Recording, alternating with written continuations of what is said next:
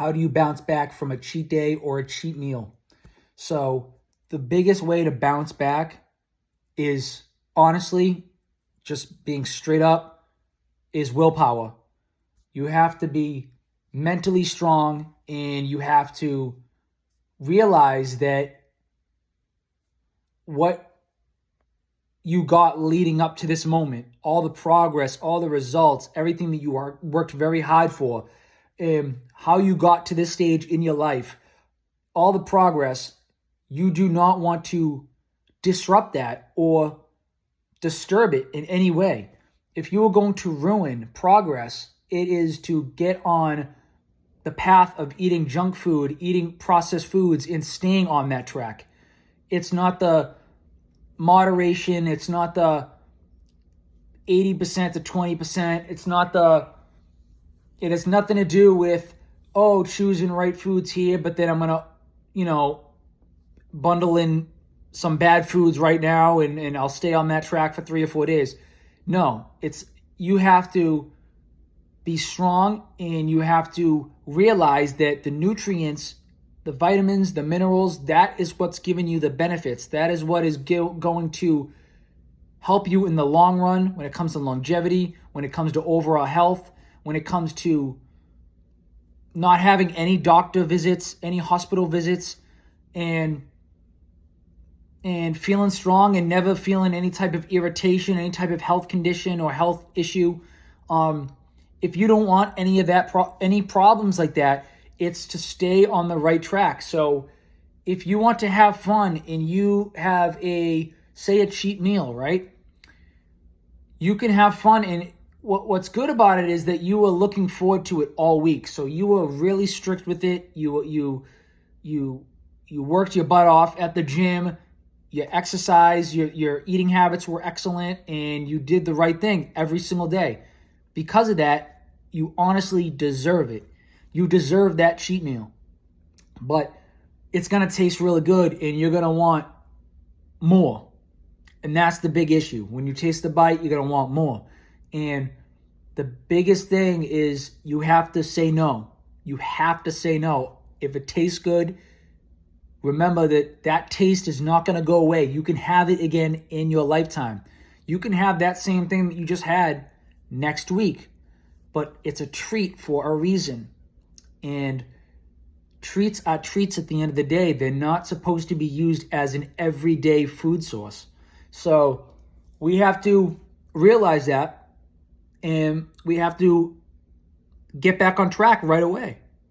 So say you do a cheat day, okay?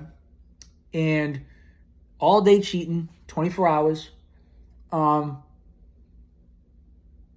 I feel like that week needs to be a little bit more strict.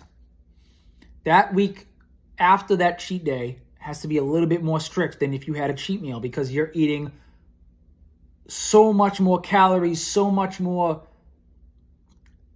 junk, ultra-processed foods that your body's not used to, that bouncing back is going to be harder. It's going to be tougher. So you have to be even more strict with your diet during the week.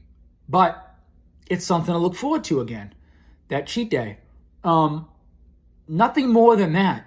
That is the biggest you're going to go. Cheat meal is the recommendation, but if you have a cheat day, a full day of cheating, then that's it. You don't go more than one day. You go 24 hours and then done. You cut it off, and you got to go right back into grind mode. If you want to see results and you want to feel good and live a long, healthy life. So that's my thing on cheat meals or cheat days is, if it happens, it's something to look forward to, and that's great. You deserve it if you were really strong with it all week. But remember that bouncing back to the health, and when it comes to eating the healthy foods and being on that diet that you were on leading up to that cheat day or cheat meal, in order to get back into that realm, you have to be strong with it in the mind and know that it's not good for you, and it's going to hurt you in the long run if you keep on doing this to your body.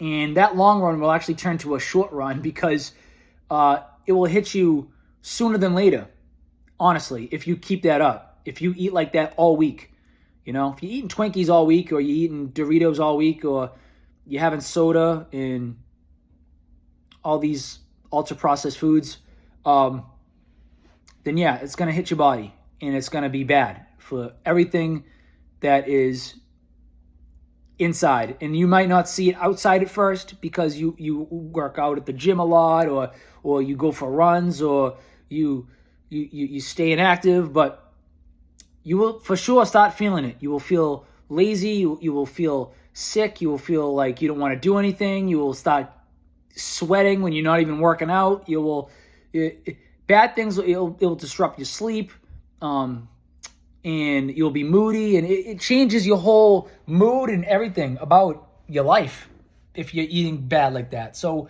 you want to, there's negative. It's all negative. It's all bad things, and you want to stick to positive things in life. So that's why cheating is beneficial if you are very strong and you can go back into eating healthy again.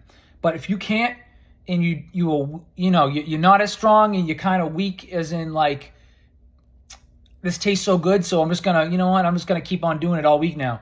If you are gonna fall into the trap, then don't even go into that. Don't even have any type of cheating at all if you're gonna go down that route.